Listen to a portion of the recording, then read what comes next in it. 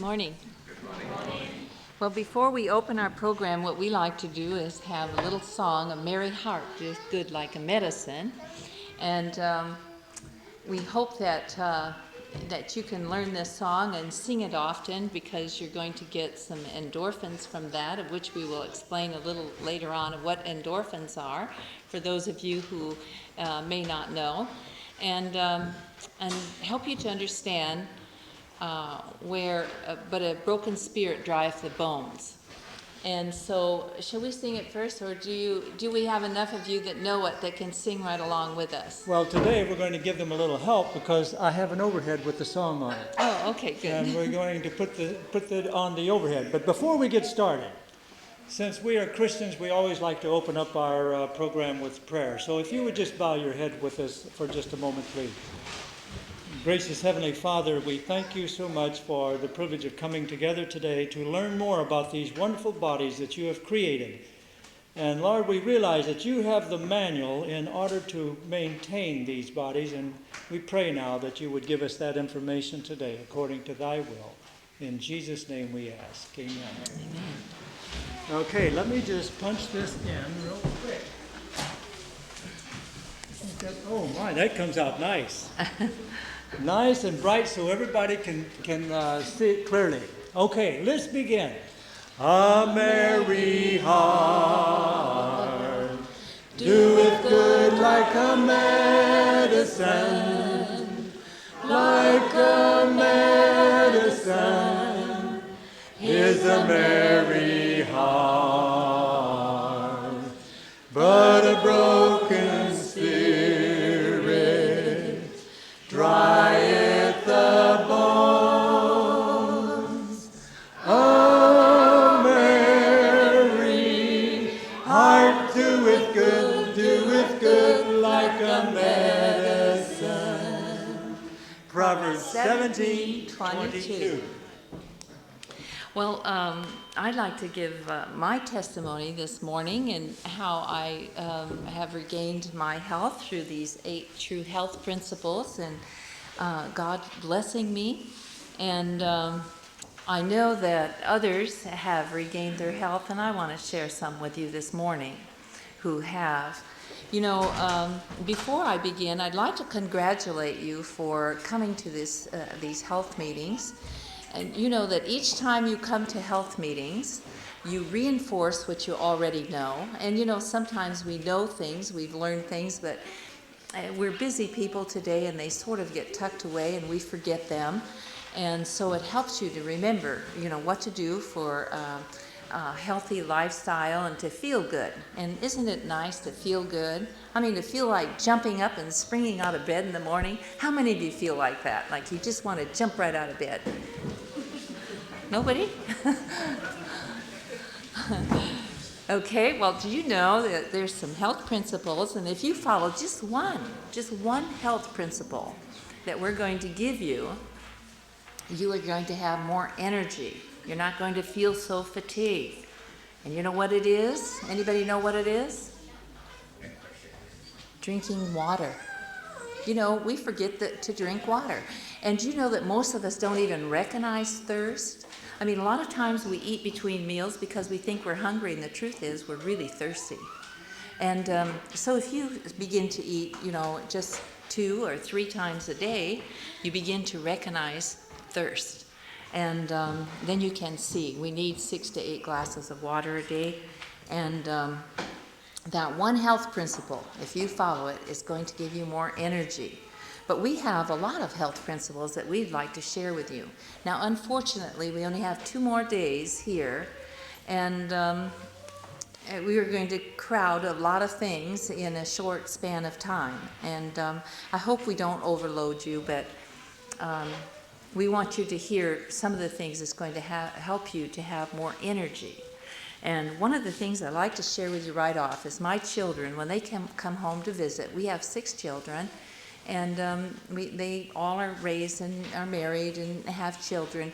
And they say, "Now what's going on here, Mom? Every time we come home, you're getting younger every day and we're getting older. What's going on here?" I said, "Well, you better look at what you're eating and drinking and what you're doing in your lifestyle." And you know that when they recognize that you have so much energy, and here they are younger. I mean, we have 13 grandchildren, and we have more energy than our grandchildren. They realize, you know, something is going on here with our lifestyle. And so we want to share those principles with you so that you can feel younger, look younger, retard the aging process. Isn't that a wonderful thing to find out how to retard the aging process? So anyway, I want to congratulate you for coming, and every time there's a health lecture in the area, go to it, because you're going to learn something and it's going to reinforce something. And you know, we have new information coming out all of the time, because nutrition is a vast subject. You could study it your whole lifetime and not touch on every point of it. Are you aware of that? And so it's good if you just keep coming. And then the other thing is, it helps us to make changes. Now, no one knows why, but in groups we do better than one-on-one. Isn't that amazing? And they know, statistics show, we've kept a record. And those who come to like a live-in program, and as a group, they make more lifestyle changes than if you're just working with someone one-on-one. And but no one knows why. But one thing we do know is that changes don't come easy.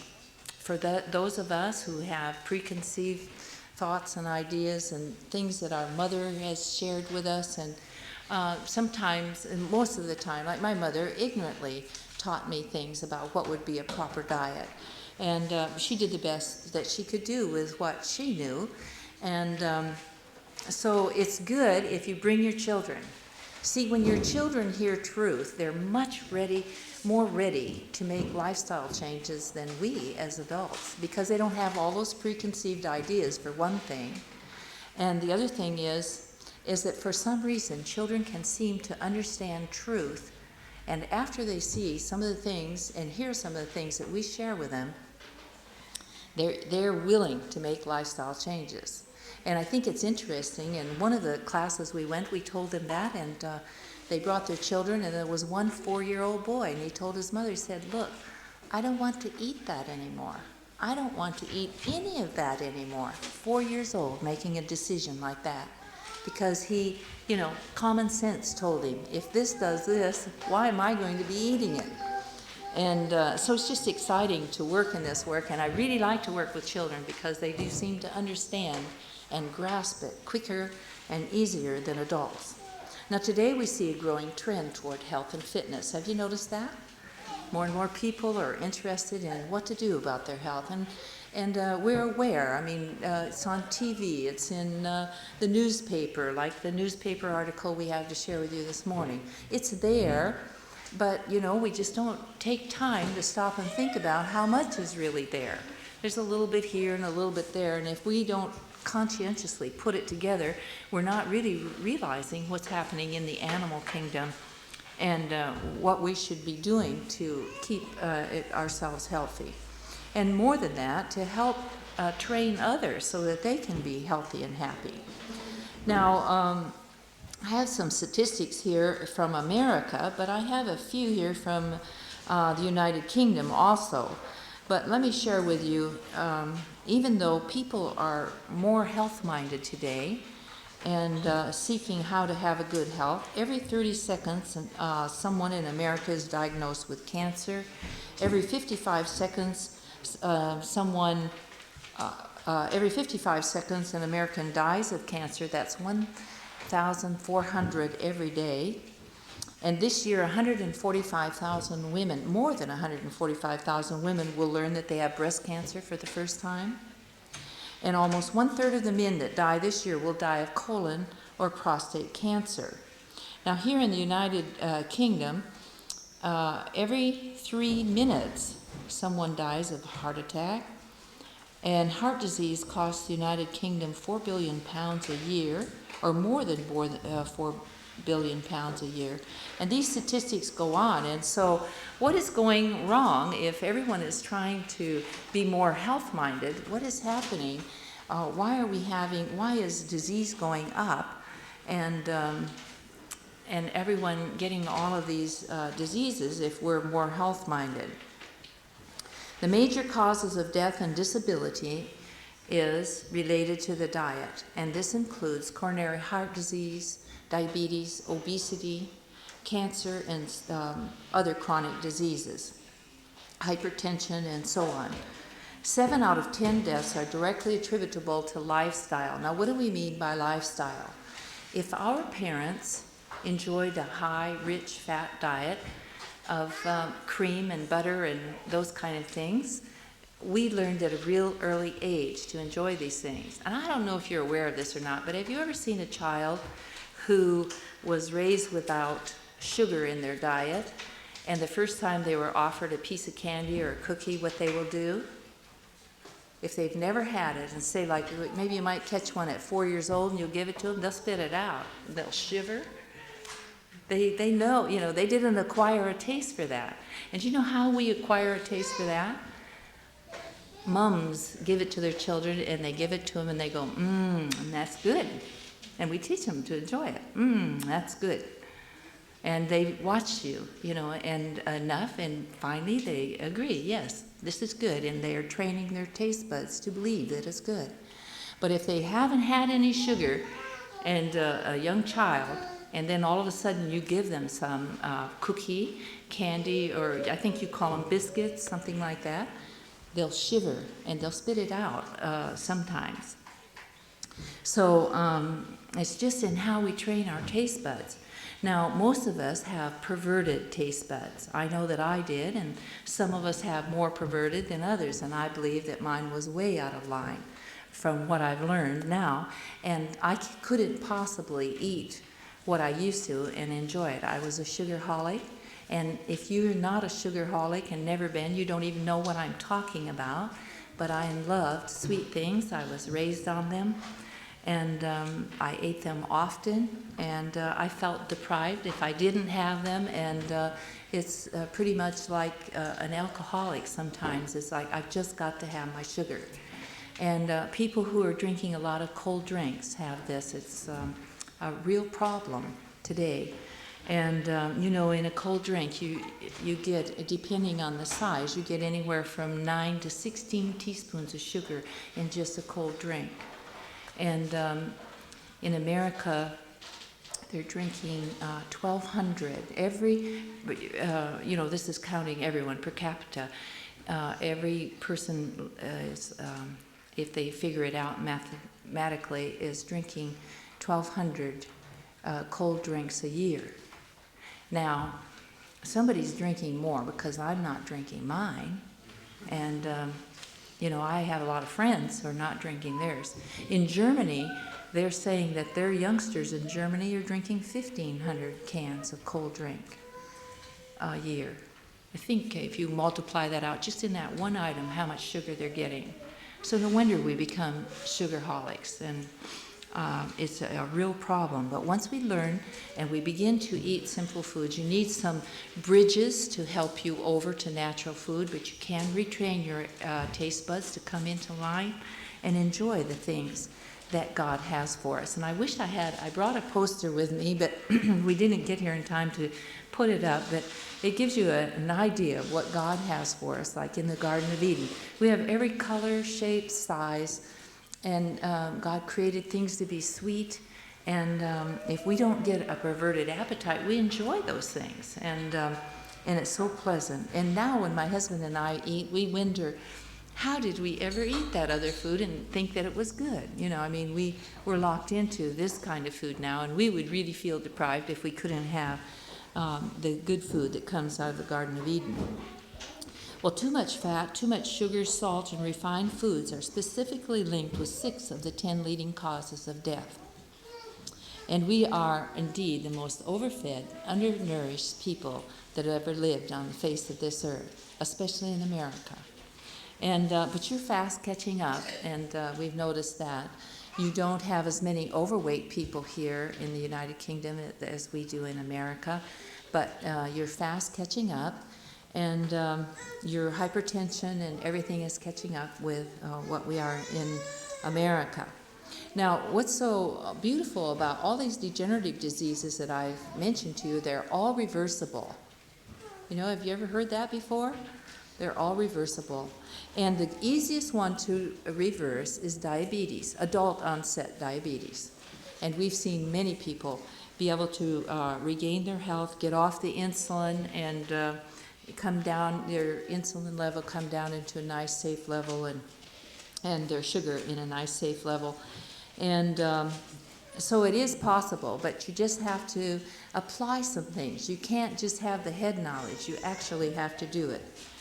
And what's so exciting about cholesterol can come down. Now, from the area we're in, the hospital and the doctors send all of their patients up there that have high cholesterol and hypertension and those kind of things to our class because, and most of them tell us, oh, I tried this, and I tried this, and I tried this, and this is the only thing that has worked. And what it is whole foods as grown. Nothing added and nothing taken away. By that I mean nothing refined added.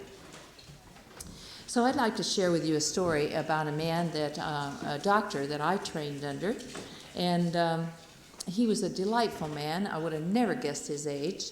And halfway through the lecture, he would always stop and put us through some stretching paces and everything. And I couldn't help but notice how agile he was on his feet. I don't know how old I thought he was, but I never would have guessed that this man was 84 years old. And so he told us the story. He gave us his testimony. When he was 54, he had such angina pain, he could only walk a few steps, and he'd have to rest, and a few more steps, and then rest because he'd be in so much pain. He went to his colleagues and he asked them to do a bypass surgery. Well, his colleagues said, no, you're too much of a risk. And so what they told him is they didn't even expect him to live out the week. And they told him this. You know what they did? They stole his hope. Don't ever let anyone steal your hope. No one knows how long you have to live. You know, sometimes they will say you have 2 years, and some people just oblige, and in 2 years they died. You know, they've lost their hope. And so don't ever let anyone steal your hope. Now, they didn't expect this man to live out the week, and he was 54, and I was meeting him when he was 84. So you see, they don't know, do they? No one knows how long you have to live. Only God knows that. But that's what they told him, and they told him to go home and get his things in order. And he did. He went home and got his things in order. He was quite depressed. And he had heard of an institution called Pritikin. How many of you know what Pritikin is? Not very many. Pritikin is a live-in center, much like where we were, where you can learn preventative disease or prevention or correction of degenerative diseases. And he'd heard about it, and he said, well, what have I got to lose? And so he went. And I don't know how long he was there. He went through more than one session, but in a short time, he was walking 5 miles a day, and before he left there, he was walking 13 miles a day. Now remember, this was a man that could only walk a few steps, and they'd have to rest because of the pain. He was so excited, he went home, and he shared with the doctors, and went back to, share with them what he'd learned. And they said, yes, but you see, we have no proof. Well, he looked at him just dumbfounded. He said, well, maybe you don't, but I do. And that man donated the rest of his life in teaching natural remedies and people how to regain their health. He was just a delightful man with a good sense of humor, and you learn to love him in a really quick way. So that's one thing I wanted to share with you. And then I would also like to give my own testimony, and that most of my life, as a young person, I was sick. I had lots of health problems, and remember, I was a sugarholic.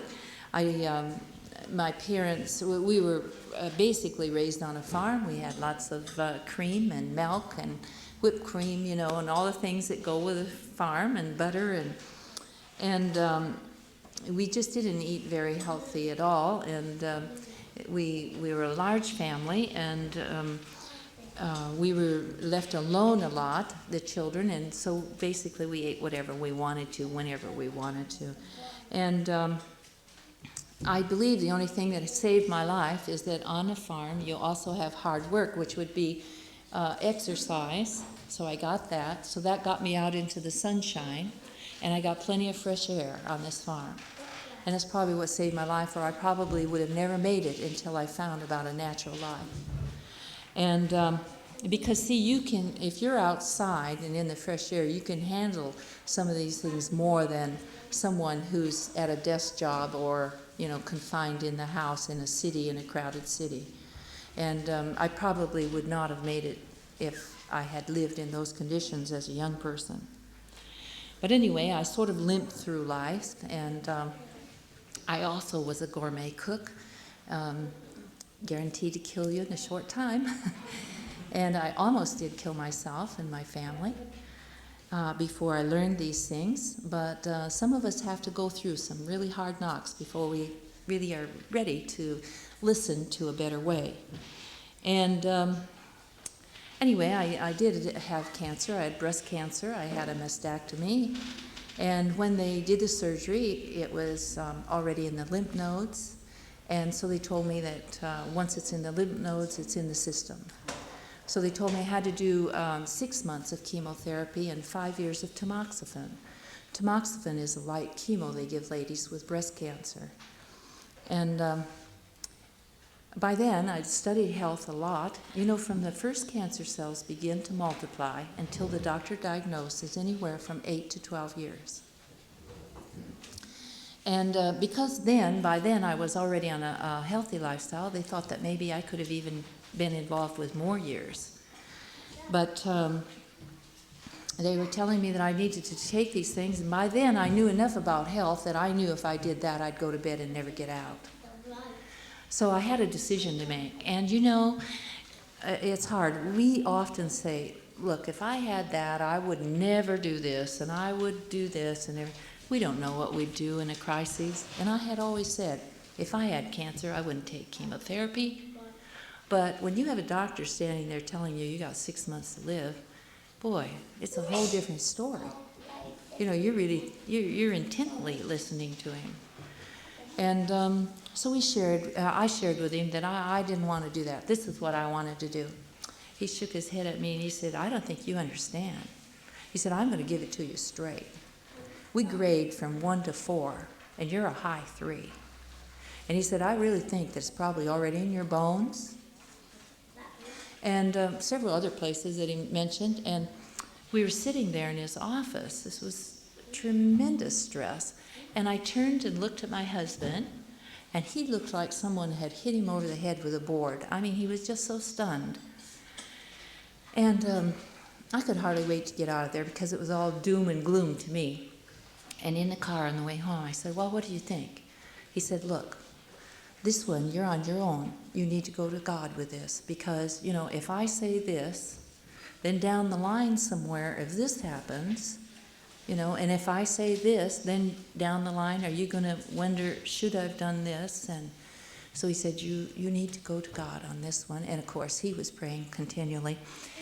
And so I had to look death right in the face, and I had to come to the conclusion that yes, if I was going to die, because, I'm going to die someday anyway, maybe I'll be translated. Who knows? I would like to be one of the 144,000, but with that thought in mind, I thought, well, if I do die, would I rather lose my hair and be sick, vomiting, and in bed, or would it, and maybe prolong the agony, or would I rather have more of a productive life? I just had to make that decision. So I said, no, I'd rather go this way. And by then, in my life, I've had so many surgeries. I've had everything taken out possibly can be taken out. And many things taken out that I probably didn't need taken out. And so by then, I just felt I didn't want to go through any more of that. And some of the things that I'd heard sound like I said, a science fiction movie of what you'd have to go through. And I just didn't want to go through that. And I didn't believe the Lord wanted me to go through that. And so with that, I began to apply. And when you're having a reversal of degenerative diseases, many people think, I'll eat very good for a month, and then I'll reward myself with these things, and then I'll eat very good for a month. You can't have a reversal if you're doing that. You have to go totally and 100% if you have a degenerative disease. And oftentimes I have people come to me and say, well, I eat pretty good, I have this problem and this problem. I eat pretty good. I just eat a little bit of this and a little bit. You can't do that. You've got to go 100% if you want a reversal. Now, if we're talking about a young child who has never really hurt their health, they might be able to handle a few things that somebody that hasn't had a gross diet. Do you see what I'm saying? They're doing a prevention rather than a reversal, because I had to go totally with no oil at all, none. And a lot of people think, oh, well, what could you eat? Well, I sort of thought that way when I first began too. What will I eat? Because, when you stop to think about it, we put oil in everything.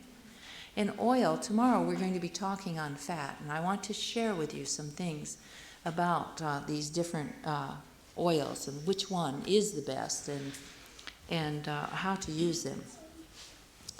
And so I decided to do that, and I turned down the medication, and then I'd say about 2 or 3 years out from my surgery, I learned that tamoxifen, that is a harmful drug, has a lot of harmful side effects. It's a light chemo. That soybeans do the same thing as tamoxifen. Can you imagine that? How shocked I was when I sat at the First International Congress on Vegetarianism and heard them come out with this report.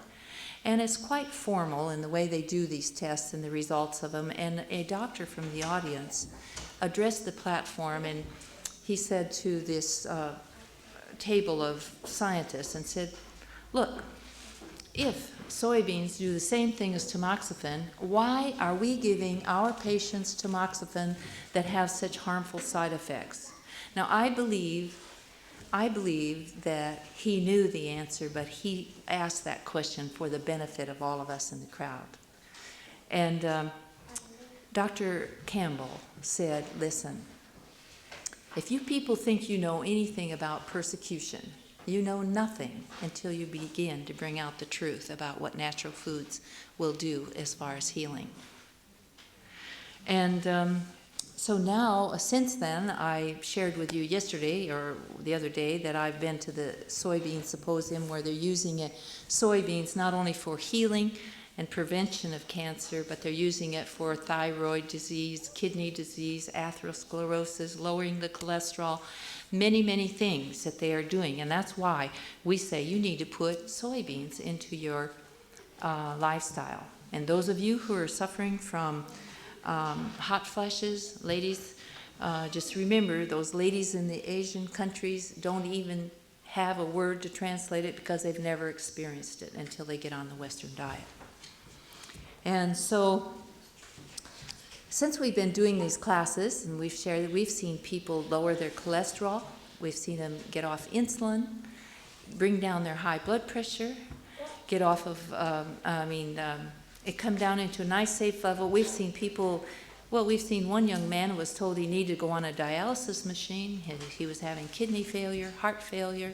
He hadn't worked for 3 years, and after on this program, in 18 short days, he was back to work. Imagine how thrilled this young man was.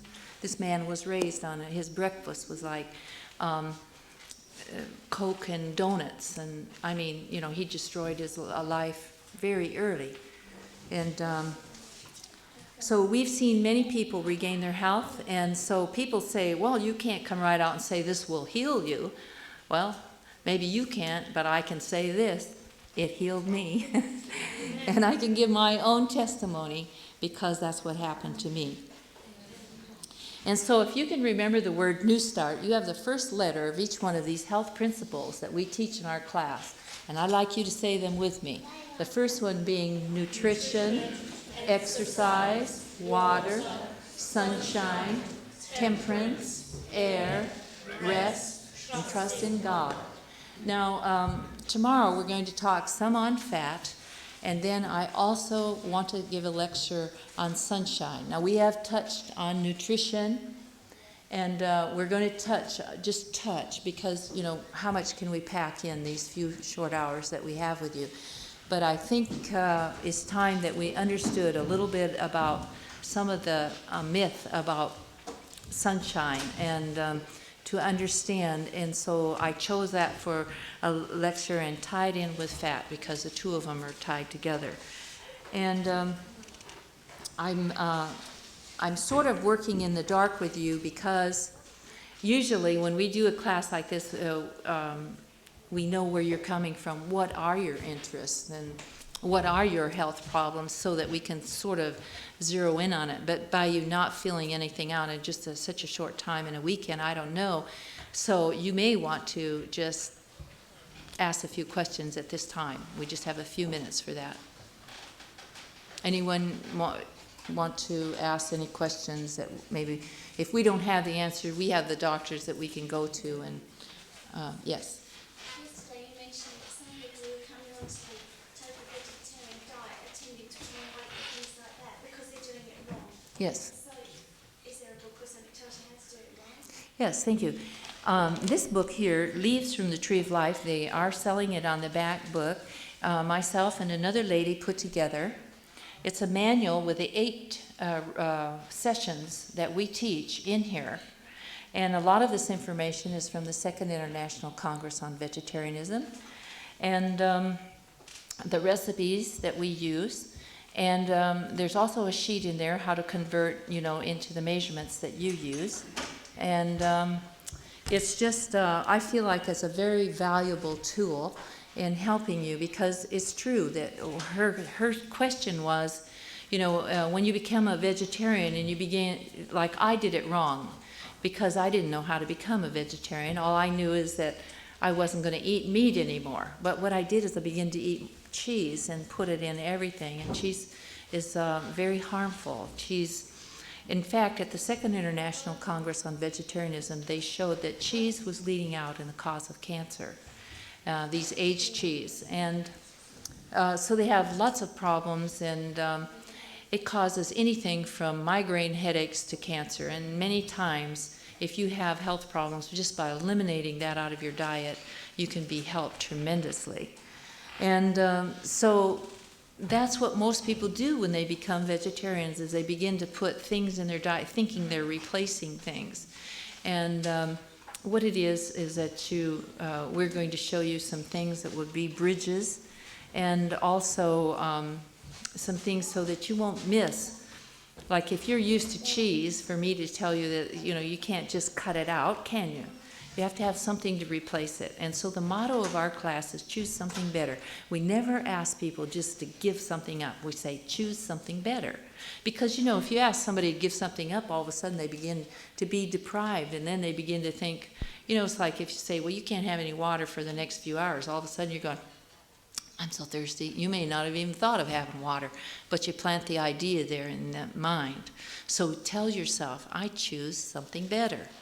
And if you do fail, ask God to forgive you and start right there, right from that moment. Just, again, choose something better, because oftentimes, and ladies have a very bad habit of doing this. They say, oh, I blew it, so I might just as well give up. Don't do that. That's so the devil would like you to think, oh, I blew it and give up, and so you go back to eating that way. If you fail, say, okay, I blew it. Forgive me, Lord, but give me the victory, and go on. And don't give up, and to regain your health. So I would recommend this book first. There's a lot of good books on the table. We have one back there that I recommend very highly, and it's Whole Foods for Whole People. And I've recommended this all over the country, this book, and I never even was aware that where I work, the doctor, his daughter wrote that book. I didn't learn that until, about 9 months ago, something like that. And but I really think that book is good. I'm not recommending it just because his daughter wrote it, because I didn't even know who the lady was that wrote it, and I've been recommending it now for a number of years. Another one, if you're a gourmet cook and you want recipes to fill in for a gourmet cook, it would be Joy of Cooking Naturally. And there's some wonderful recipes in there that would help you to replace them. Any other questions? Yes? You was mentioning how when cancer starts, we think up to 12 years to be diagnosed. Correct. Is is there any common symptoms you can diagnose it yourself? No, that's the sad thing is sometimes you can feel pretty good. And with me, the only thing is with me is that I had a lot of headaches. But of course, the doctor didn't know why I was having headaches. No one knew I was having. And by the way, let me just mention this. Mammograms. I don't think we should be taking mammograms because I'll tell you why.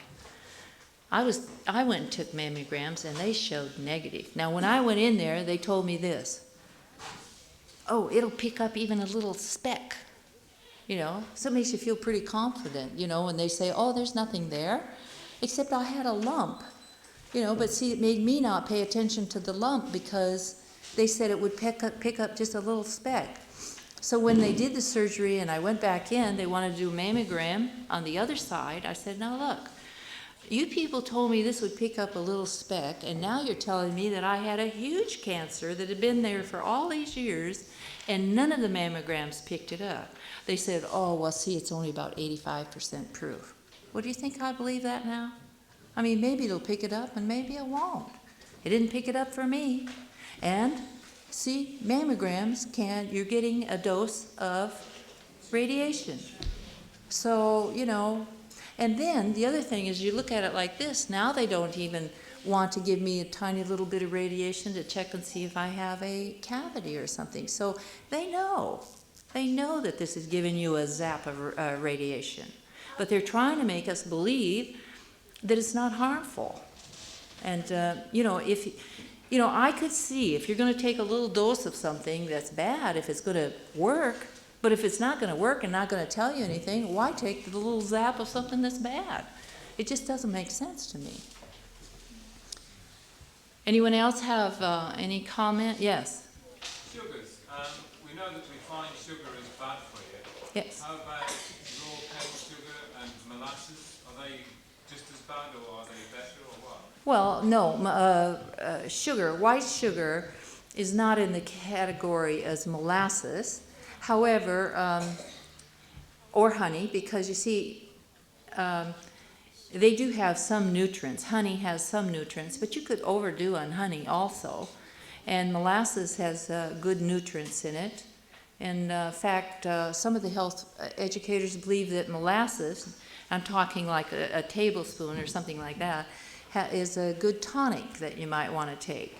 But to overdo on it, you could overdo on that as well. But you see, when the health educators don't agree, there's a way you can find out whether it's correct or not. Maybe not every little minute detail. But what I do is I go to the Bible. And see, they're saying, well, sugar and honey, the two are just as bad, so, you might just as well eat them both, because they're saying, you might just eat your white sugar. That is not true, because the Bible says a little bit of honey. So that's where I go for my answer, is the Bible. And the same way as now that they know all this information about nutrition, and that the government has brought the fat down to a new level, to stay within that, you have to throw out nuts. But the Bible says nuts, doesn't it? So I don't agree with them. And they have these institutions that they're live-in ones, that they're cutting people so low on fat. And what I found out is that there is a type of fat that we do need. And we'll be sharing that with you tomorrow. So when they're saying you have to throw out all fat to stay under the new dietary laws, then I don't believe them, because the Bible says we can have some nuts. And so, and there's half of them say you can and half of them say you can't. So I go along with the ones that say you can. But you can overdo it on nuts. Yes? So, going back to the Bible, when the Bible says going to the land of milk and honey, what is the milk it's talking about? Okay, it's talking about plenty. But listen, I want you to know right now, I never have stood up in front of anyone and said that God didn't give permission to use animal clean for flesh food. He did give that permission. But what we have to always remember, there's two reasons why he gave the permission for it. And it was because of shortening man's life, and because there was no vegetation. And we know that it did shorten man's life. Now, when you come to milk, see, the thing is, folks, what my mother and father could do and get away with is one thing, but we are the last generation. We have never lived in the times we're living in with the animals so diseased. And if the animal is diseased, like it's on the front page of your newspaper today, what about the byproducts from the animals? So there's a time for everything, and we're in the time to where we can learn a better health without using those things. And there's, millions of people all over this world who are vegetarians and get along totally well without animal products. And if they're so diseased, and they cause heart disease and atherosclerosis and all of these things, why not choose something better? Especially if it tastes good. Why not? Just choose something better. Yes? What do you recommend for lowering cholesterol? For lowering cholesterol, they showed at the Second International Congress, there's 4 things that you'd want to do right away and into your diet, implement into your diet. And the first one is oats, apples, beans, and barley, and in that order for hauling out the cholesterol. And beans are an excellent food with excellent fiber and helping bring down the cholesterol. You might even want to drink charcoal. Do you know charcoal? Charcoal. Yes, you might have a drink of charcoal for a few days. My husband would be glad to share a little bit more with you on that. And walking. Walking does the best thing for bringing down cholesterol. And then, of course, not putting it in, by using animal products. It's pretty hard to bring your cholesterol down if you're still putting it in. So, and I have a sheet I can give you on that. It might help you out if I'll bring it tomorrow. I'll try to remember to bring it tomorrow. Anyone else? If not, I think the reason, Ray, could you help me out? I'm holding, because I'm waiting for the trays to come. And is Jason there? He was going to be the runner for me to begin to bring these things. Okay, now, is there anyone here that would like to come up and make a recipe? I'm going to stand right beside you and tell you exactly what to do. Who would like to do that? Would you like to do it? No. Whoever, those who volunteer are the ones that really get the most experience. Good. Okay. And then I'm right here, and if you have a question, then you can, if you go home and you fix it, I'm not there if you have a question. Okay, we're going to go in the back and wash our hands, and maybe you could take this young lady with you in the back to wash her hands. Uh-huh.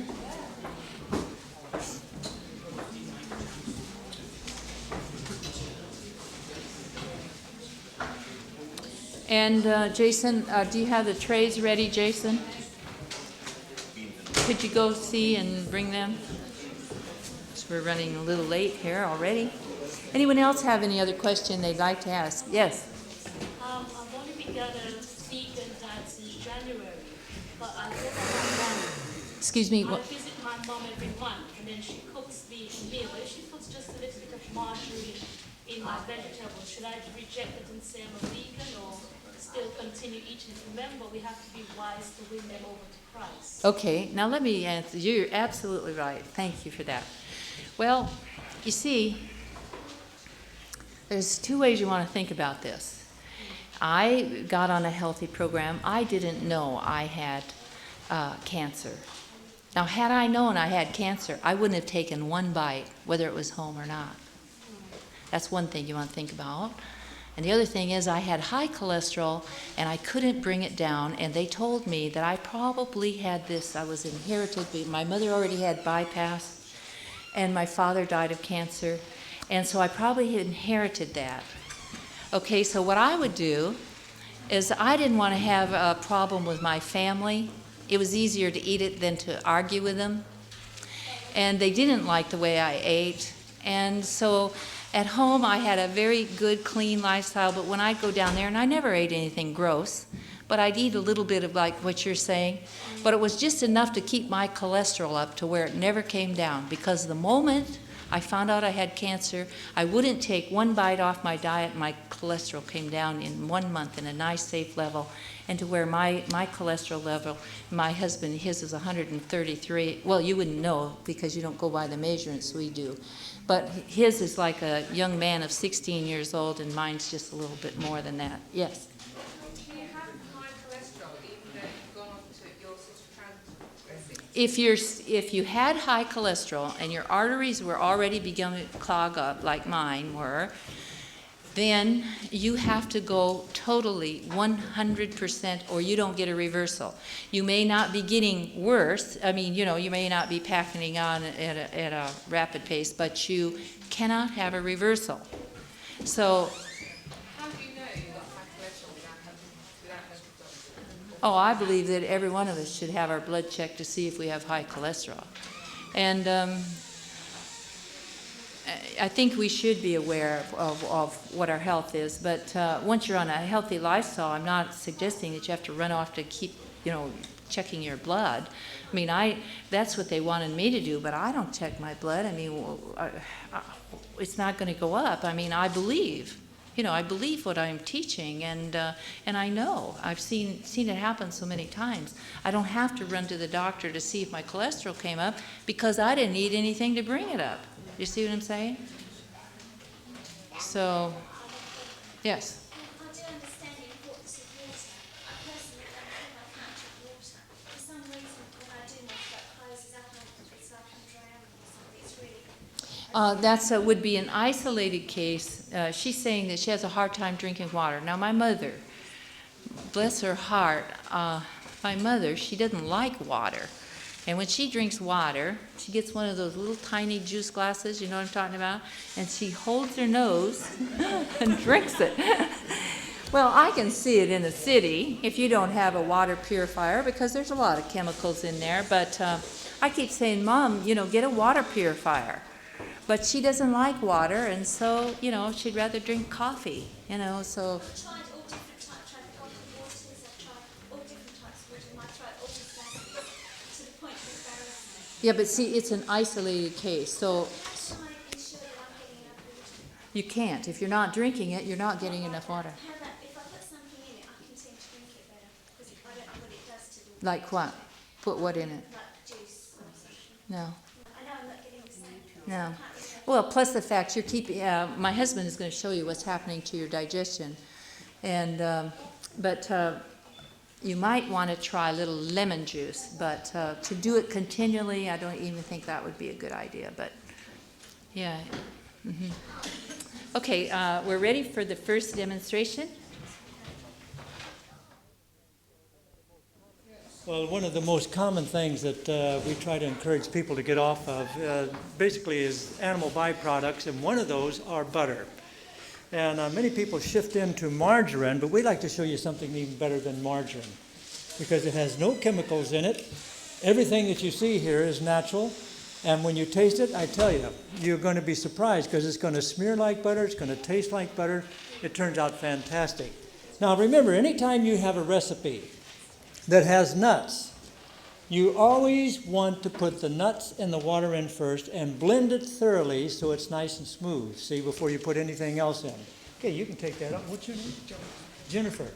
Okay, Jennifer, you want to take that off and put the nuts in and also the water. What are the nuts? The nuts are almonds. And they're blanched almonds, and what they, if you can't find the blanched almonds, you just take them and boil some water, pour it over them, and then in just a couple of minutes, this outside just slips right off, and so you got blanched almonds. It's no real problem. Okay, let's blend that up then.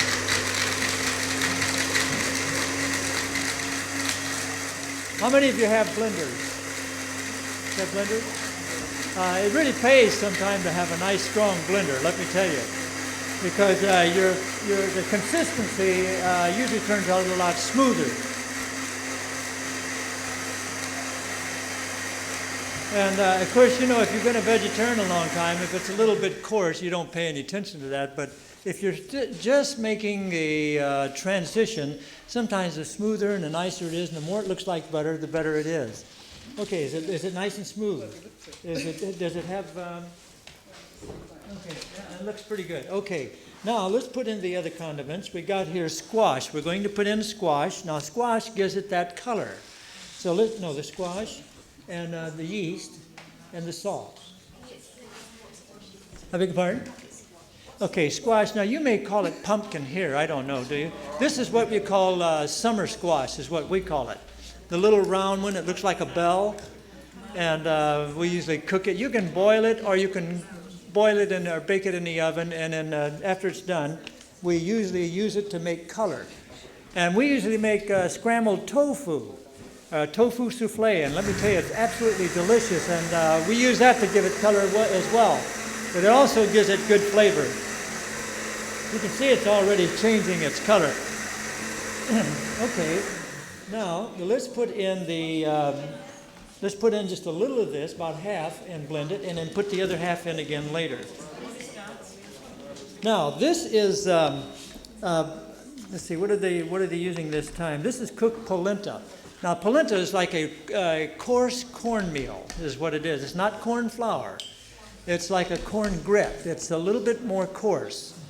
And we find that it works much better than using cornmeal or any other type of corn. No, we'll put that in after we blend that. Is it cooked? Yes, this is cooked. And I would like to stress this on cooking your grains. We have a lot of people that have a lot of aches and pains and food sensitivities, and they cannot find out what the problem is.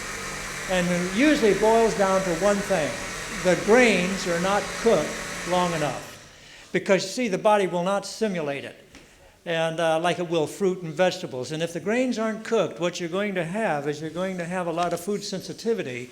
And these little spores get in the brain and in the joints, and you start having aches and pains.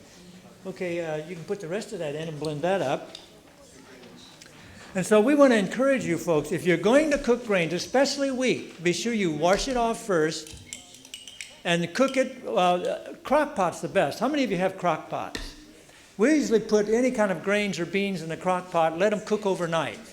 And you'll find that the grain will cook plenty long by cooking it overnight. It'll break it down to where your body can digest it and simulate it.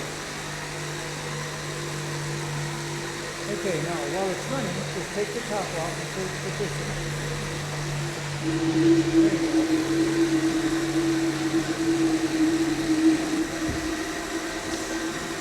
Now I'm going to briefly... Yeah, he says, what about a pressure cooker? It's excellent. Pressure cooker will even cook it in half the time because the pressure and the steam is held in, and it'll cook the grain much quicker. Where if you had it on the stove, it might take wheat should be cooked like 3 hours at least. And where in a pressure cooker, it may be an hour and a half to 2 hours. So a pressure cooker is much better than that, than cooking it on the stove. Okay, how's that, Bob? Okay, did they give us a jar to put that in? I'd like to have a clear dish if they would, please. So I could pour it out. Yes, pressure cooker would be ideal for that. If you don't use a crock pot, we'll use a pressure cooker. But remember, even oatmeal needs to be cooked longer. Some people put it on the stove 15 minutes and put it in a bowl. And believe it or not, friends, this is causing a lot of problems. I would say even oatmeal should be cooked 45 minutes or so. And if that's the problem, you say, well, it'll just dry up. Well, just put more water in it. Where if you've been mixing 2 to 1, just put maybe 2.5 to 1 or something of that sort. Okay, you can see it has okay, that's good enough. You can see it has a nice runny consistency, but now what this will do is when we put it in the refrigerator, it'll become solid, more or less like butter, and it'll smooth out just like butter. You're going to get a chance to taste this at the lunchtime.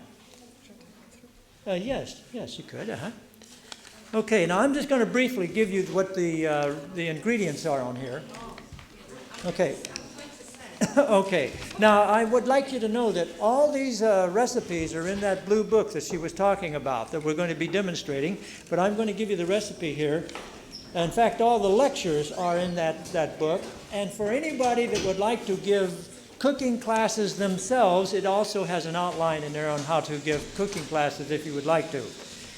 Okay, but you want to ask, we have another teacher's type manual that slips right in. It's just a small thing. Okay, now here's the recipe. 1.5 cup of cooked polenta, 1 cup of boiling water, 1/4 cup of blanched almonds, 1/4 cup of cooked squash. They call it winter squash, or I don't know what you would call that. It's shaped, you call it pumpkin? Okay. Let's see, 1 tablespoon of lemon juice. You see, when you mix lemon juice with nuts, it makes it gel a little bit better. It makes it thicken up. And 1.5 teaspoon of salt. 1 tablespoon of food yeast. Now, that's not like baking yeast. That's nutritional yeast. That gives it a better flavor. Beg pardon? Nutritional yeast is basically what we use. I think they call it yeast flakes. Yeast flake, you call them yeast flakes here. Okay, yeast flakes. See, 1/8 of a teaspoon of one of 2 different herbs, marjoram or rosemary. Marjoram or rosemary. And remember, always put the nuts in and the water first, in the liquids, to blend it up nice and smooth, because if you don't, you'll have a lumpy butter, chunks of nuts, okay? Okay, is there any questions about that one? Is this blanched, not Blanched almonds. Uh-huh. How long do you keep it in the refrigerator? How long what? How long do you keep it in the refrigerator? Okay, now this is a neat thing. I wouldn't keep it over between 6-7 days. But when you see that it's not getting eaten up before the week, I'll tell you a wonderful thing to do with it. You can take and use it to put in your foods. Like if you're making carrots, you might want to put some in there as you're cooking it. And it gives it a nice flavor. You can use it to put in soups, to flavor soups. It can actually be a flavoring for you. You can use it as a flavoring as well as a butter. And tahini is another nice thing that you can use for that. Yes? Pumpkins. They're in the shops for about six weeks or something like that. Okay. What can you recommend instead of pumpkins? Okay, this is what we do. We buy 2 or 3 of them, or maybe more, depends on how long they're going to be there. We boil them all up, and then we take and clean them out and put them in something and freeze them. We put them in regular measurements, little tiny things in measurements, put them in the freezer, and when we want one, we just take it out and it's already measured, put it in. And that's the way you can preserve those things. So in the wintertime, you can have those things at your fingertips that you can't get in the summertime. So that's preparation ahead. And what about the coarse corn? Polenta is the name of it. Oh yes, that's where we got this here. Yes, we received it. I mean, we bought this here. So you do have it. If we couldn't get it here, we wouldn't recommend it. We'd recommend something else. And I think that you can make cheese also out of rice, brown rice as well as polenta, but we use the polenta. Yes, in that recipe, in a cheese recipe that calls for polenta, you can use rice and you can use millet. It changes the consistency a little bit, but it gives it a nice flavor. And you want to use the brown rice because you see most of the vitamins, the bases of all vitamins, basically come from brown rice. And so you want to use brown rice at every opportunity because you will get a substantial amount of B vitamins out of that. Now, I want to show you a cheese recipe that we made. This one would be like a jack cheese. And I'm sorry it's not in the shape that you would buy cheese, but I just couldn't find the right, the dish. Well, I don't know how your cheese looks over here either. And I didn't have a chance to go to the store and find out what your cheese looks like. But this is just one of the bowls that I could find to put it in. And I want to cut it because I want you to see kind of the consistency that, you see, it has sort of a rubbery, you know how cheese has sort of a rubbery, it has it in there. You have to use Ames gelatin if you want a slicing cheese or a cheese to take the place of, like for a grilled cheese sandwich or something like that. we have another one. Do you have the really yellow cheese over here? Okay, we have one that we're going to serve you like that. And then this would be like a jack cheese. In America, jack cheese is very popular. In Australia, believe it or not, all of their cheese is this color. They have no orange cheese. So when I made orange cheese, they're going, what is this? And they didn't want to eat it because, you know, already they have the eye association. We eat with our eyes, believe it or not.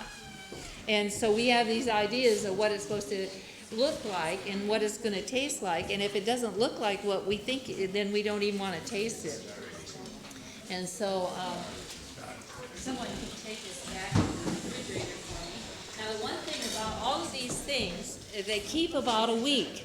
But if you leave them set out a long time, you know, they're not going to keep a week. You know, in other words, when we serve them, we put them right back in the refrigerator. And if you're getting close to the end of the week, just go ahead and put them like a cheese like that. If you had a little bit left, you could put it in vegetables to cream some vegetables and makes them so tasty. Or any kind of entree you could put them in. I do butter, mayonnaise, cheese, any of those. If I'm getting towards the end of the week and I didn't use it, I just put it in some of those things and it just makes them so tasty. All right, who's the next one? Yes? Could you freeze this cheese? Now, a lot of the cheese you can freeze and then it will grate really nice. You know, if you have a recipe you want to grate, you can. The butter, if you freeze it, what you must do is put it back on the stove, heat it, and back in the blender, or it'll be a different consistency and you won't like it. But you can freeze it. So in other words, it makes two small bowls. What you could do is eat the one and keep one in the freezer. But always remember, you got to put it back on the stove, heat it up, and put it back in the blender for a few minutes, and then it'll come back to the consistency. We don't have Ian's gelatin here. Yes, I believe you're going to be able to get Ames gelatin through Richard. I guess they have a health food store. I haven't seen it yet. Is there a health food store right here on the grounds, or Andrew. where? Andrew? Isn't Andrew here? No, Richard. I think Richard is going to carry a supply of it. Is he here? Richard or Laura? All right, cooking polenta. It's 1 to 4. 1 cup of polenta to 4 cups of water. And listen, the best way to do that is get a crock pot. Every lady needs 2 crock pots, one for beans and one for grains, going all the time. And then all you got to do is put the rest of your food with it, and cooking is so simple. And yes, and let me share this with you. Those, especially those who work, you need to have a crock pot. That's all there is to it, or a slow cooker, or whatever you call them. Now, this is one thing that we found. This is the new information that's out, is that we do not cook our grains long enough. You see, we knew we had information that cooks your grains 2 to 3 hours, and somehow we've forgotten that. And you know what they're finding today?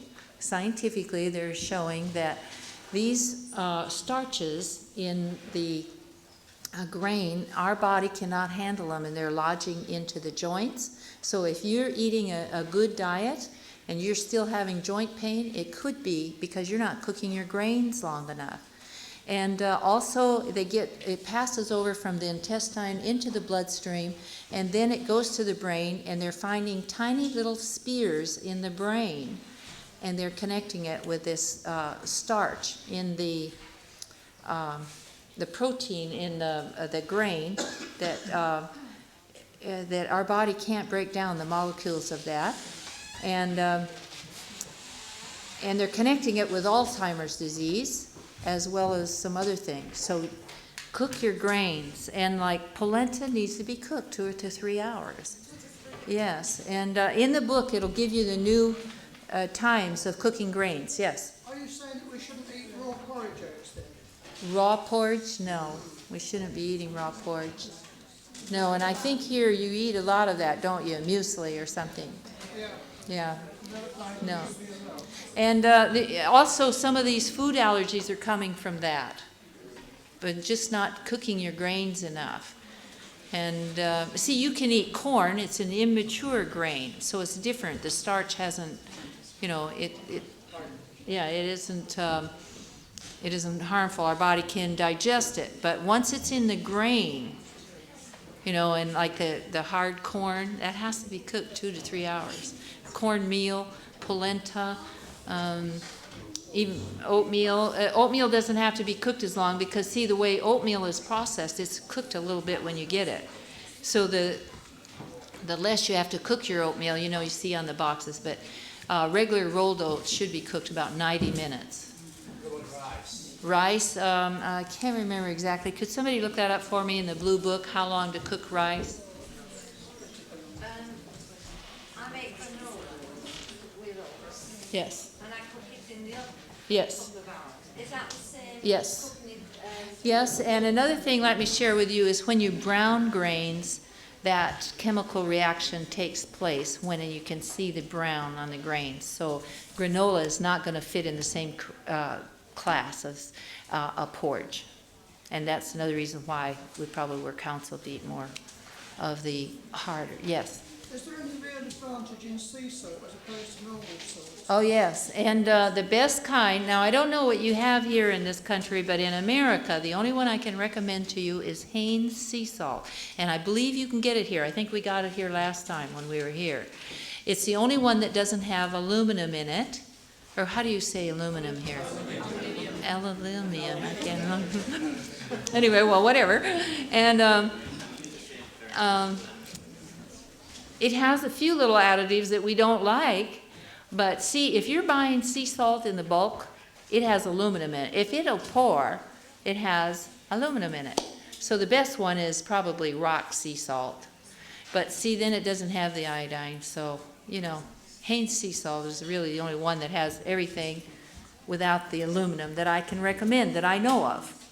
But you just go to your store, in a health food store, and they'll work with you on it because they know when you begin to learn this information, listen, these people, they want to supply you with what you, and if you don't know and you just go in and take anything, that's what you're going to get. But if you go in and they don't have it and you keep saying, this is what I want, this is what I want, and enough people say it, they're going to get it and give it to you. Now, I want to ask you, does anyone know, do you have silken tofu here? You do? Because some of the recipes we want to do with silken tofu because it has that really nice smooth blend to it and makes some of the recipes nice, but we couldn't find it, and so we did the best we could. And so some of these recipes may not taste exactly like they would have if you use silken tofu, but you can do whatever. At least it shows you that it's versatile and that you can change it around. Now the next one we're going to do is like a pimento cheese. 3 hours for cooking brown rice. 3 hours? 2 to 3 hours. 2 to 3 hours for brown rice. Thank you. Pardon me? The best way is in the oven. And there's a recipe in this book, how to do rice in the oven. And it's wonderful. Yes? The best way to do rice is in a pressure cooker.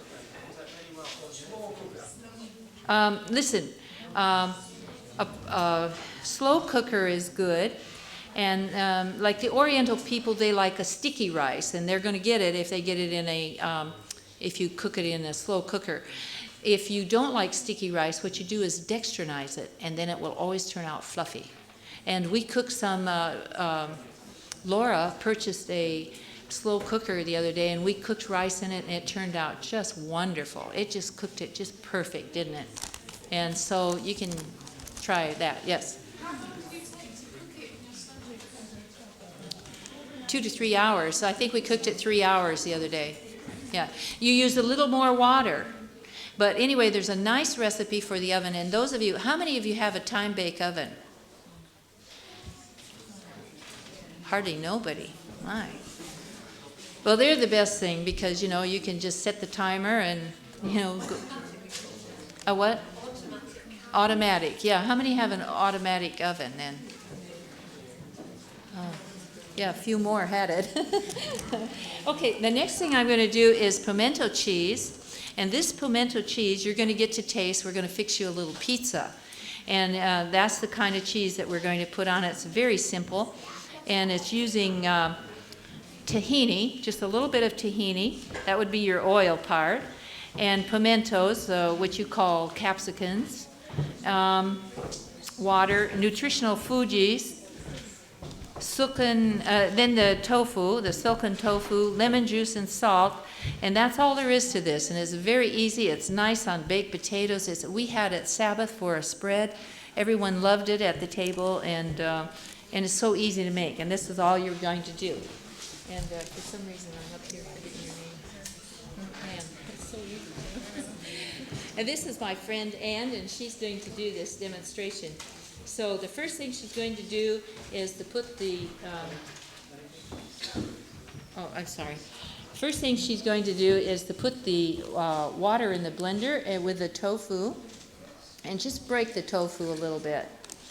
And by the way, when we opened up, we said that we were going to have a dinner today. We're having the dinner tomorrow. Today, you're going to have a tasting. I'm going to have everything out here of what we're demonstrating. But it's not going to be a full dinner because, today was backed right up to Sabbath, and there was just no way that we could have a dinner prepared for you. But tomorrow we will have a dinner for you. Now, when you hear the blades in the blender just running free, it's because you have an air pocket in the bottom. You have to stop it and give it a little poke and kind of help it along, and it'll get that air pocket out of there, and then it'll blend again. And in the meantime, while she's got it stopped, let's go ahead and just put the rest of these ingredients in and blend it. Now, the secret to these are blending them a long time to where, or not a long time, but I mean enough to where they're smooth and you don't have little pieces of things in them. If you want that, especially if you're coming off of cheese onto this and you want it to be as much like cheese as possible. After you've done it some time and you've eaten it, and you don't mind if it has little pieces in it.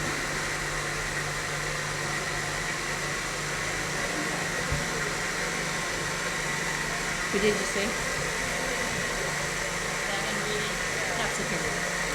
Capsicum. Just go ahead and put everything else in through the top, and I just leave it blending while I put everything in. Now, cheese, some of our recipes you might think, well, that sounds like a lot of salt, but listen.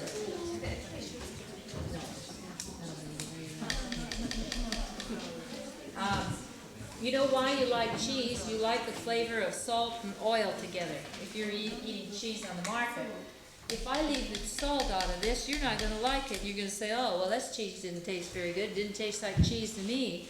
So please, if you think I got too much salt in the recipe, think about those poor people that are coming off of cheese.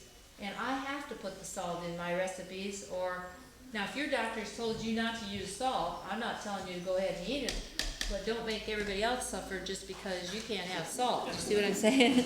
Because I'm trying to help everybody that might be eating cheese. Yes. I think we ought to let them know that these are basic recipes, and after they get home in their own laboratory, you can alter some of these to fit your own use. If you like to have less salt, you can put less salt. If you want less honey, you can put less honey. But we try to make them palatable so everybody will like them, and then you can just take them from there. Yes. Start working with it. Oh, you do. You call it red pepper. See, that's what we call it at home. But I thought someone told me you call it capsicum here. Oh, okay. Okay, red pepper. But anyway, some of these recipes, I like the red pepper, what they call pimento, which is red pepper also. But, in the little jars, little glass jars, because the coloring comes out better and it looks more real. This kind of turns out has a little pink tone to it. And okay, I think when it gets to this point, you just have to help it a little bit because it keeps getting, some blenders just keep getting an air pocket.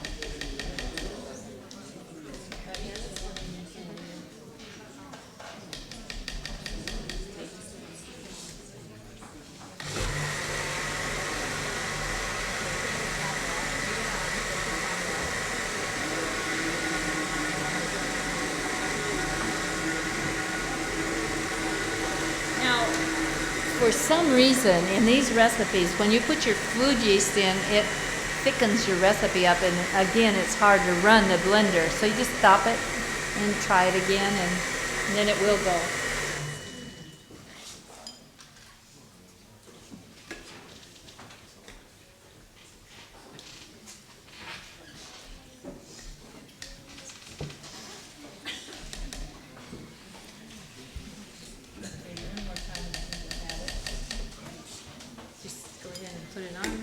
And this is, it's usually quite a fast recipe. If you have those ingredients in your cupboard and somebody came over and you need a spread real quick, you can just put it in a blender and blend it up and serve it. I think that's good. It's just lemon-free.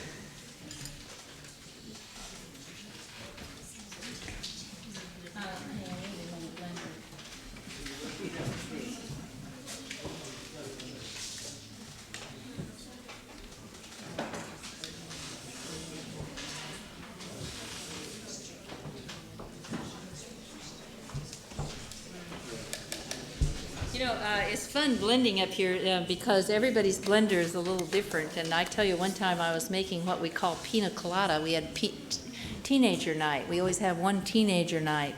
And we make Big Macs, which would be take a place of a hamburger, and something that would take a place of a milkshake.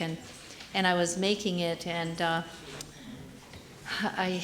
was about 75 people in the audience, and for some reason, you know, when you run a blender, if you're using frozen fruit, you must have the blades running when you put the frozen fruit in.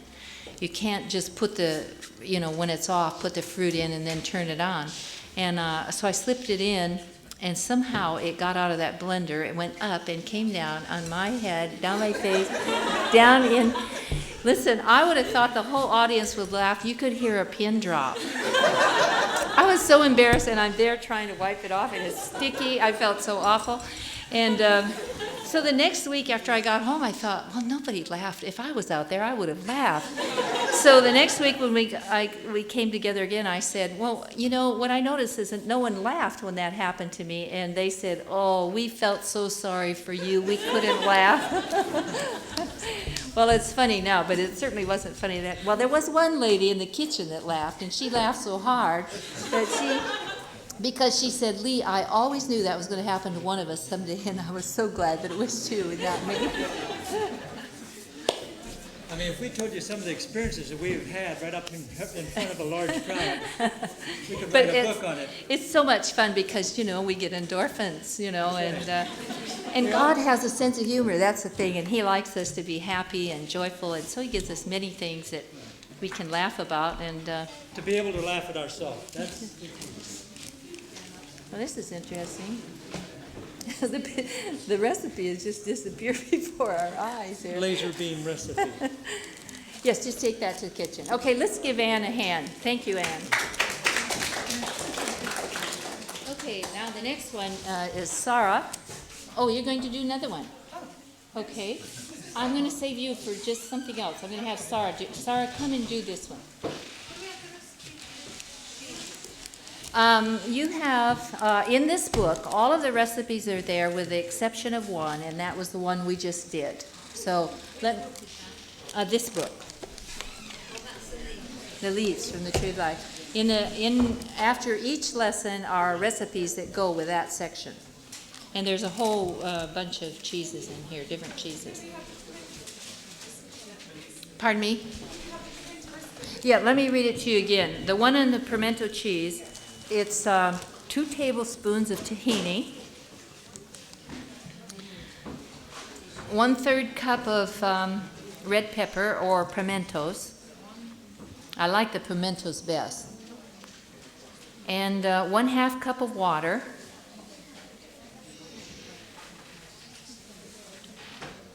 One and 1/2 tablespoon of nutritional Fuji's. And those of you, if you have candida, you can just leave it out, and it tastes just good without it. It just tastes a little more like cheese with it in. All of these recipes that have nutritional yeast, if you can't use it, just leave it out. And 10 ounces of the silken tofu. And 1 1/2 tablespoon of lemon juice. And 3/4 teaspoon of salt. Now that's not too much salt for as much you saw how much sauce I had there, and you're just going to use a little bit of that. So, this, did you get it all? Did everybody get it all? You need something? 1/3 cup. Okay. All right. The next one we're going to do is called jack cheese. And we're going to identify everything on the recipe here. Okay, this time we're going to use cashews. And it's 2 cups of clean cashews. Now, let me tell you something about cashews. Could I have your attention, please? It's hard to talk over other people talking. Cashews come from a country where they have, unsanitary conditions. And we used to tell them that they had to sterilize them. Now they come in tins and they're already sterilized, but you need to wash them because they are very dirty. And then dry them. Don't store them wet or they will mold. Overnight they will mold. So you want to dry them. You can either dry them in the sun or in a warm oven. You don't want to turn the oven on, or you turn the fat to a saturated fat. Any nuts, never put nuts over 200. Now 200 is very low in our country. What is it here? 200 here would probably be around 370 or 80, I think, isn't it? Well, so just barely, your oven is just barely on. So I don't know what it would be. If somebody knows those, does anybody know how to convert them? You know? 392. Oh, okay. So you don't want to go over that, or you make a saturated fat. So when you make almond butter, don't ever go over that temperature, whatever he said it was. For these, just till they're dry. Yeah, you don't want to roast them. So you want raw cashews. And then you have water. And this is the Ames gelatin that we're going to use. And we have garlic and lemon juice and yeast flakes and carrots this time for a little bit of color, hot water, and onions and salt. Now, we're going to have, whenever you have a recipe that has water and nuts, you put those in and blend it until it's creamy. So that's the first step she's going to do. By the way, I love working with Sarah. I don't know if you all know who Sarah is, but she has been a student at Heartland, and that's where I work, where it's an institution where you can go for preventative or learning how to reverse degenerative disease, and there's the nuts in next. And we have a college there on ground, and Sarah is one of our college students there. And when I first went there, she's one of the first students that I worked with, and so it's always been a pleasure to work with her. So she's going to put that on and blend it. Is this one in the book? Yeah. Now what she did is she put the cold water in, and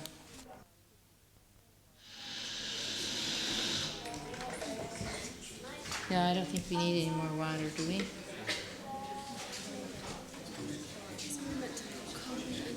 Yeah, I understand. Just put it all in.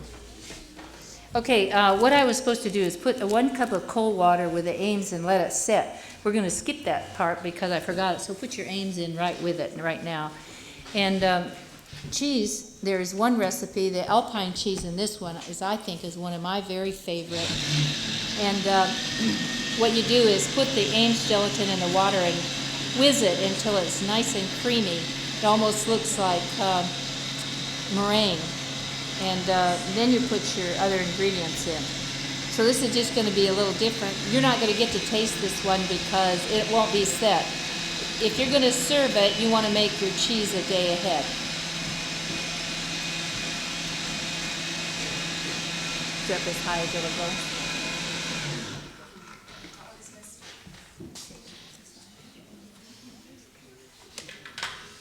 Okay, and then the next thing is at this point, I would just take it off the sides of the blender because there's little pieces sticking up there that are not blended, and you don't want little lumps in your cheese. And then at this step, I would go ahead and put the onions and the garlic and the salt in, and the carrots for color.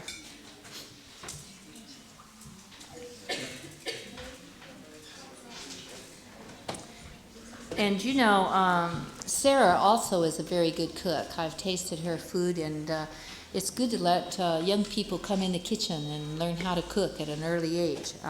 I don't know how old she was when she started cooking, but she must have been quite young because she's a very good cook.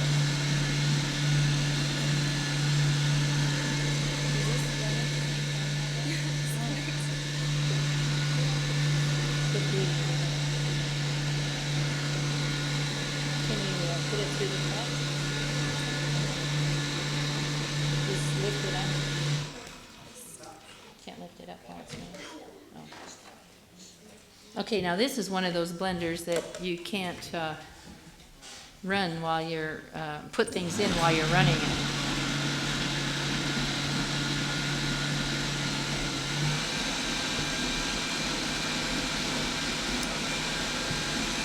And we may have to run this a little more in the kitchen because I don't want to take up too much time here because of the carrots. It has to be run quite a bit.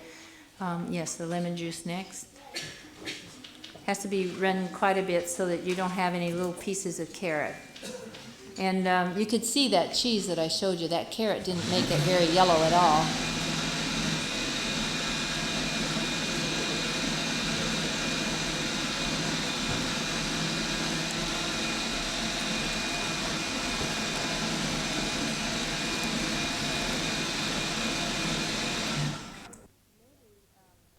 Now the next one, maybe you could give me a little plate of crackers so that I could show them what we made.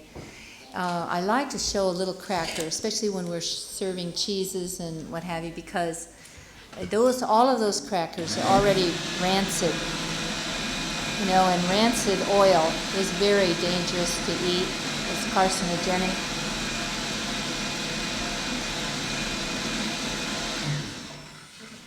And these crackers that I'm going to show you. Now, I don't know. What do you call crackers in your country? Crackers? But you call cookies a biscuit.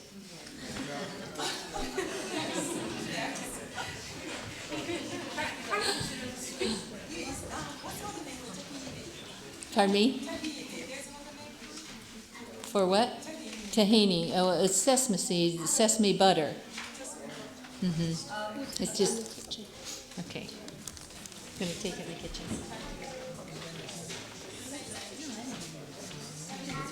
We're just going to go ahead and pour it in there. And anyway.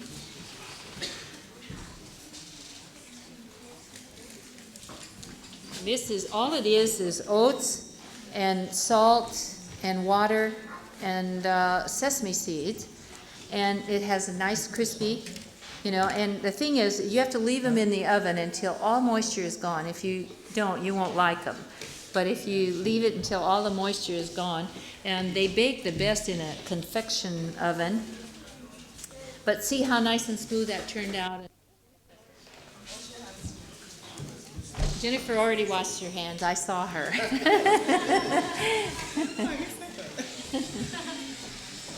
Okay, what she's going to do is she's going to put water and oats and salt in the blender. Now these are sesame seeds that are unhulled, and that's what we used. And these are the ones that are hulled. Now for looks, this is the one I use at home, and mainly because, again, everybody eats with their eyes. And you just blend that up, and you do it quickly because otherwise, otherwise if you put water and oats together, you know, it turns kind of sticky. 1 cup of oats. This recipe is in the blue book. 1 cup of oats, 1 cup of water, 1 teaspoon of salt, and then your seeds. Put it in and bake it and score it. Do you know what I mean by scoring? You take it out in about 3 minutes and make it into the shape of cracker you want. If you wait until the end, you won't be able to cut it. It'll just break up in pieces. That's good. Now your cookie sheets or your biscuit sheets are very small compared to ours in America. So we're only going to use half of this recipe. And I mean, she's only going to pour half of it in there because otherwise it would be too thick and it wouldn't be a nice cracker consistency. So, and now I want you to notice, so it'll make 2 sheets. Put it in there, half on one side and 1/2 on the other. Now you'll notice that I didn't oil that. I never oil any pan. And why people say oil the pans, you know, over 1 year you're going to save yourself a lot of oil. Listen, where they got that idea? You know what makes food stick to the side of the dish? It's the oil. It fries there, and then you got to scrub and scrub to get it off. But if you never use any oil, the stuff just lifts right out so easily. Is that the same for bread? Thanks, that was a good question. With bread, what we use is the paper. What do you call the paper? Yeah. So, but I do have pans to where mine will come out. It's just, I'm not going to tell you all bread will come out, but I think in the metal ones they will, and the glass ones it's a little harder to get it out. So then you just sprinkle these on top. You could also sprinkle sunflower seeds on top, but my husband really likes the sesame the best, so I almost always use sesame. Well, sesame seed, you see, is a very good source of calcium, and that's why I like to eat the sesame seed. Well, he likes the flavor too. Pardon me? This is oat cracker. All right, now the next thing that we're going to do is Sarah's going to come out and she's going to assemble a pizza. And the reason I want to show you this is because, you know, we're busy people and we like fast, tasty things. Isn't that right? I mean, you want it tasty and you want it fast, don't you? And so she's going to show you if you purchase some pita bread, and you could either make your tomato sauce, or there are some in glass jars on the market that are pizza sauce. And then you remember the cheese sauce that we just whizzed together.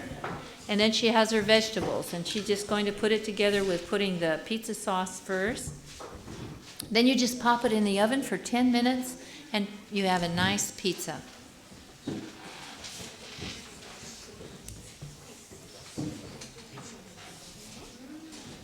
It is very tasty and almost, I've never met anyone that didn't like this recipe.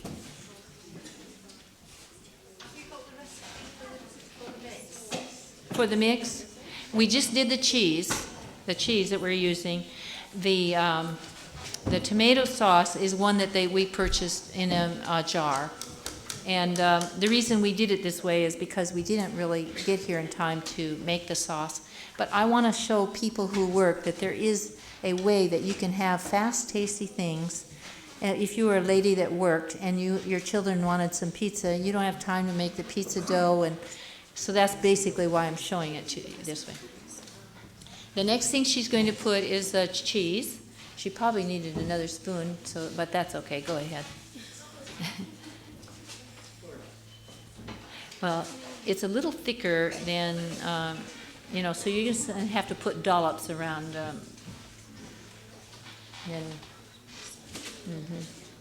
And maybe it was just a tiny bit too much sauce, but that's all right. That's what makes them taste really good. There is a sauce in it. Yes, there is a pizza sauce in the book that I've been telling you about. There's a wonderful ketchup recipe in there for those of you. Do you like ketchup here?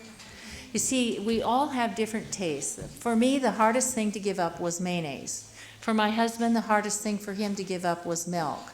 But I've met people that said ketchup was the hardest thing. Now, to me, I can't imagine why ketchup was hard because, you know, I never was really cared for ketchup. But some people really love it.